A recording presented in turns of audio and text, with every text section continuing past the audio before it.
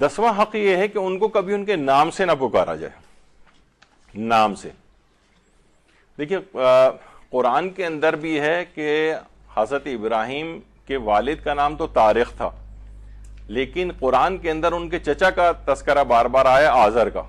لیکن ہر جگہ حضرت ابراہیم بار بار تکرار کے ساتھ یا ابت یا ابت یا ابت، اے میرے والد گرامی، اے میرے والد گرامی کہہ کے، کیونکہ چچا کو بے والد کہا جاتا ہے۔ تو قرآن کے اندر جا بجا اس کا تذکرہ آیا ہے کہ انسان کبھی والد، حتیٰ کہ اپنے چچا کا بھی نام نہیں لے رہے ہیں، بلکہ اپنے والد کہہ کر جو ہے وہ پکار رہے ہیں۔ اور اگر ہم اچھا خالی یہی نہیں ہے کہ ان کا نام احترام سے لیا جائے، بلکہ یہ کہ اپنی اولاد کے لیے بھی اس طرح کے جملے استعمال کیے جو حدیث قصہ میں پڑھتی ہیں، قد اقبل وقال السلام علیک یا امہ ہو، السلام علیکی یا امہ ہو، کہ والدہ گرامی آپ پر میرا سلام، فقلت وعلیک السلام یا ولدی و یا قرۃ عینی و ثمرۃ فؤادی۔ یہ یعنی ہمیں سکھائی جا رہی ہے چیز کہ اے میرے بیٹے، اے میری آنکھوں کی جو ہے وہ ٹھنڈک، یا میری آنکھوں کی روشنی، اور اے میرے میوہ دل، یہ کہہ کے خطاب کیا جا رہا ہے۔ تو ہمیشہ کبھی والدین کو اپنی اولاد کے ساتھ اس قسم کی چیزیں بھی رکھنی چاہیے، اس سے ان کی اٹیچمنٹ بڑھتی ہے۔ بالکل ایک ڈسٹنس رکھنا، ان خونخوار نگاہوں سے مثلا ان کو بس دیکھتے رہنا خالی، یہ مناسب نہیں۔ اس سے ان کی آپس میں جب اس قسم کے الفاظ بھی استعمال ہوتے ہیں تو والدین کے لیے بھی کبھی نام لے کر ان کو نہ کہا جائے، بلکہ مثلا بہت سے لوگ ابو جان یا اس طرح کی چیزیں کہتے ہیں، دادا حضور، دادا جان، تو بہرحال یہ اس قسم کے الفاظ کہنے سے بھی فرق پڑتا ہے۔ جتنے اچھے الفاظ استعمال کریں گے ان کے لیے اس قدر ہی ان کی اٹیچمنٹ بڑھے گی، اور ان کا ایک حق بھی ہے۔ یہ خود ہم دیکھتے ہیں کہ امام موسیٰ کاظم علیہ السلام کی اپنی بیٹی معصومہ قم سلام اللہ علیہ سے، اللہم صلی علی محمد وعلی محمد،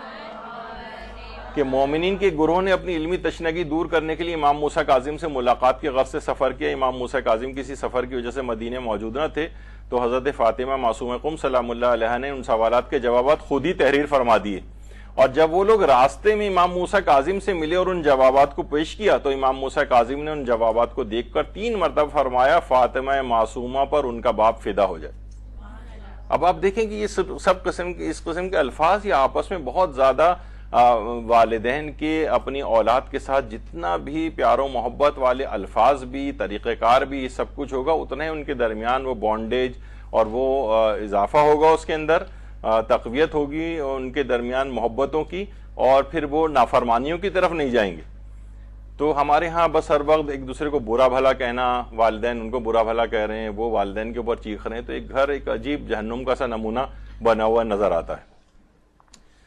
اچھا 11واں حق یہ ہے کہ زبان سے کبھی ان کو ناشائستہ بات نہ کہنا، یعنی کوئی بھی ایسی چیز کہنا جو وہ ان کو بری لگے، یعنی اپنی زبان کے اوپر جو آپ کا حق ہے، کبھی بھی کوئی ناشائستہ، وہ آواز کو بلند کرنا، چیخنا، چلانا، وہ سب ہے، لیکن کبھی مثلا ناشائستہ بات سے مراد ہے کہ کبھی طنز کر رہے ہیں ان کے اوپر، کوئی تانا دے رہے ہیں ان کو کسی بات کا، ایسا کبھی بھی نہیں۔ کوئی ایسی چیز نہیں کہ لوگ جو ان کو محسوس ہو کہ یہ ناشائستہ بات آپ نے ان سے کہی، یہ ان کا حق ہے۔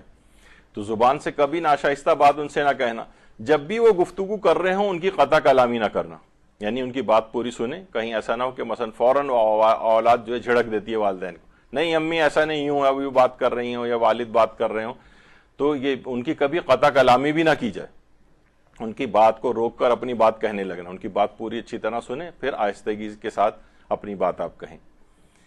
اس کے علاوہ یہ ہے کہ اگر کوئی بات خلاف شرع نہ ہو تو اسے رد نہ کرنا۔ ضروری نہیں کہ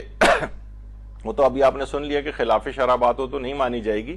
لیکن بہت سی اور بھی چیزیں ان کی ہوتی ہیں، ان کی بات وہ کہتے ہیں کہ یہ کام کر لو، اس طرح نہ کرو، وہ اولاد سے کہتے ہیں فلاں سے تمہارا جو دوست اچھا نہیں ہے، ظاہر ہے ان کی نگاہ ایک الگ طریقے سے ہوتی ہے، یہ تمہاری سہیلی اچھی نہیں ہے، اس سے نہیں ملو، یعنی کوئی بھی چیز تو اس کو بھی آپ رد نہ کریں، یعنی اس کے اندر بڑی مصلحتیں ہوتی ہیں، وہ ایک زندگی گزار چکے ہوتے ہیں، انسانوں کی پرکھ ان کے اندر آ جاتی ہے، بعض اوقات آپ لوگ نہیں دیکھ پاتے ہیں